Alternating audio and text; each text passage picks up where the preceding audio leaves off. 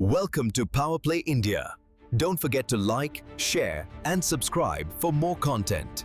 दोस्तों, power play India पर आपका स्वागत है। 31 अगस्त 2020 रात के 9 बज रहे हैं। जगह है लद्दाख। अंधेरे में चाइनीज टैंक्स तेजी से इंडियन पोजीशंस की तरफ बढ़ रहे हैं। फासला सिर्फ 500 मीटर बचा है। भारतीय आर्मी के चीफ दिल्ली में फोन घुमाते हैं और पूछते हैं, मेरे लिए क्या ऑर्डर है? क्या हमें फायर ओपन करना है? उस रात क्या हुआ, उसका जवाब एक ऐसी किताब में है जिसे गवर्नमेंट ने रिलीज होने से रोक रखा है। नमस्कार दोस्तों, आज हम बात करेंगे जनरल एम नरवाने की कंट्रोवर्शियल किताब 4 स्टार्स ऑफ डेस्टिनी के बारे में। दोस्तों, ये टॉपिक बहुत ही सेंसिटिव और एक्सप्लोसिव है। हम बात कर रहे हैं भारत के पुराने army chief general M Naravane की अनपब्लिश्ड मेमोयर के बारे में।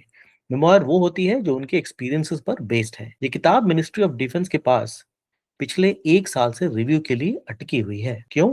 क्योंकि इसमें 2020 चाइना स्टैंड ऑफ और अग्निपथ स्कीम के ऐसे सच लिखे हैं जो शायद हमें पता नहीं होने चाहिए थे। सबसे पहले कॉन्टेक्स्ट समझते हैं। जनरल नरवाने इंडियन आर्मी के 28th चीफ थे। उनका टेन्योर सबसे मुश्किल समय पर था, जब कोविड-19 भी था और चाइना बॉर्डर पर एग्रेशन भी। उन्होंने अपनी रिटायरमेंट के बाद एक किताब लिखी, 4 स्टार्स ऑफ डेस्टिनी। ये कोई आम किताब नहीं है।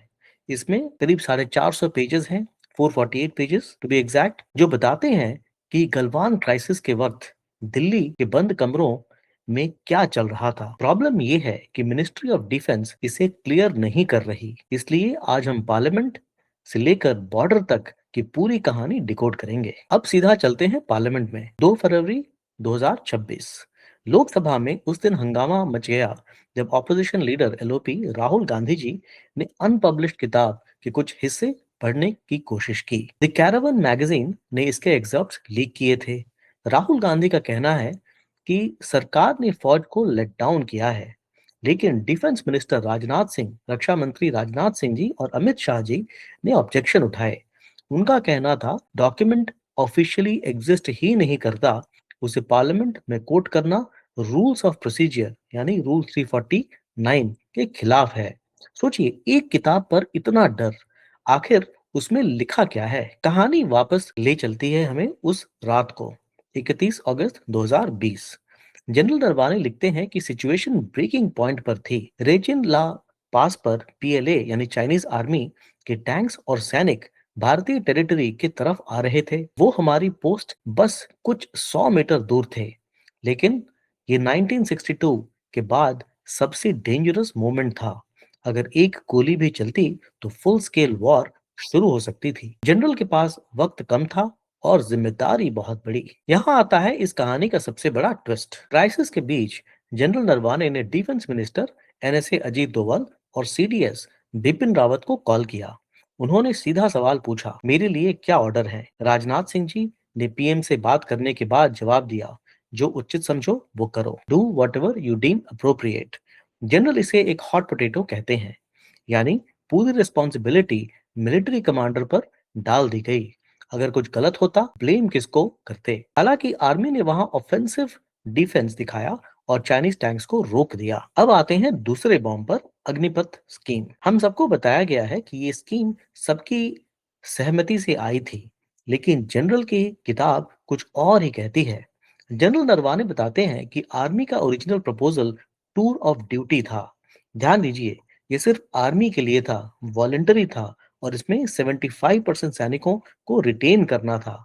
लेकिन सरकार ने जो अग्निपथ लॉन्च किया वो मैंडेटरी था, ट्राई सर्विस था और उसमें रिटेंशन सिर्फ 25% थी।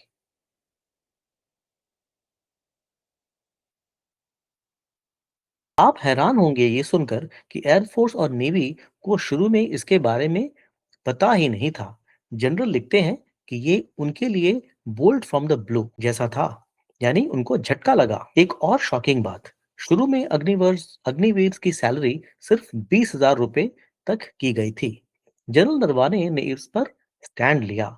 उन्होंने कहा कि एक सोल्जर को आप डेली वेज लेबरर यानी दिहाड़ी मजदूर नहीं बना सकते। उनके प्रेशर के बाद सैलरी 30,000 रुपए की गई। तो अब सवाल ये है कि क्या कोई एक्स आर्मी चीफ कुछ भी लिख सकता है? जवाब है नहीं। ऑफिशियल सीक्रेट्स एक्ट और आर्मी रूल 21 के तहत रिटायरमेंट के बाद भी सेंसिटिव जानकारी शेयर करना मना है। अभी हाल ही में सीसीएस पेंशन रूल्स में बदलाव किया गया है। अगर कोई officer security related secrets leak करता है तो उसकी पेंशन रोकी जा सकती है। यही वजह है कि पेंगुइन रैंडम हाउस जैसा बड़ा पब्लिशर भी बिना नो ऑब्जेक्शन सर्टिफिकेट के आगे बढ़ने से डर रहा है। दोस्तों, इस मुद्दे पर देश दो हिस्सों में बंट गया है। सरकार का कहना है कि ये ऑपरेशनल सिक्योरिटी का मामला है, बॉर्डर पर टॉक्स अभी भी चल रही हैं और ऐसे खुलासे दुश्मन को फायदा पहुंचाने में मदद कर सकती है। वहीं ऑपोजिशन का कहना है कि सरकार सच छुपा रही है। वो पूछते हैं कि जब टैंक सामने थे तो पॉलिटिकल लीडरशिप ने क्लियर ऑर्डर्स क्यों नहीं दिए। ये लड़ाई अब नेशनल सिक्योरिटी वर्सेस ट्रांसपेरेंसी की बन गई है। पॉलिटिकल विवाद से हटकर हमें आर्मी की बहादुरी को नहीं भूलना चाहिए। जनरल नरवाने के टेन्योर में हमने डिफेंसिव से ऑफेंसिव माइंडसेट शिफ्ट किया। किताब में गलवान क्लैश की क्रूरता का जिक्र है और कैसे हमने कैलाश रेंज पर कब्जा करके चाइना को सरप्राइज कर दिया था। सरकार शायद इसलिए भी चुप्पी चाहती है क्योंकि ये सेंसिटिव लोकेशंस अभी भी नेगोशिएशन टेबल पर हैं। दोस्तों, ये घटना भारत में सिविल मिलिट्री रिलेशंस के बारे में बहुत कुछ कहती है। आजकल नैरेटिव कंट्रोल बहुत जरूरी हो गया है। सरकार चाहती है कि सब कुछ ऑल इज वेल दिखे, लेकिन जनरल जनरल नरवाने एक सोल्जर स्कॉलर हैं। वो चाहते हैं कि आने वाली जनरेशन सीखे कि क्राइसिस में डिसीजन कैसे लिया जाता है। पर सवाल वही है, क्या एक सिपाही का सच पॉलिटिक्स के लिए खतरा बन सकता है? और दोस्तों, उससे भी ज्यादा इंपॉर्टेंट कि रीसेंट सीक्रेट्स क्या पब्लिक डोमेन में आने चाहिए जो देश की सिक्योरिटी से कॉम्प्रोमाइज कर सकें। अंत में दोस्तों, 4 स्टार्स ऑफ डेस्टिनी सिर्फ एक किताब नहीं, एक हिस्टोरिकल डॉक्यूमेंट है। भले ही पार्लियामेंट में हंगामा हुआ हो और किताब रिलीज न हुई हो, लेकिन इसके मेन राज अब जनता के सामने हैं। हमने देखा कैसे हमारे सोल्जर्स ने बिना क्लियर ऑर्डर्स के भी देश को बचाया और कैसे अग्निपथ की स्कीम पर सर्विसेज को सरप्राइज मिला। लेकिन आखिरी सवाल आपसे है, क्या नेशनल सिक्योरिटी के नाम पर ऐसी किताबों को रोकना सही है या डेमोक्रेसी में हमें सच जानने का हक है? कमेंट सेक्शन में अपनी राय जरूर लिखें। दोस्तों, इसके साथ ही पावर प्ले इंडिया का ये वीडियो खत्म होता है। इस वीडियो को लाइक, शेयर और सब्सक्राइब जरूर करें और ऐसे ही देखते रहिए पावर प्ले इंडिया। जय हिंद, जय Bharat. Welcome to Power Play India. Don't forget to like, share, and subscribe for more content.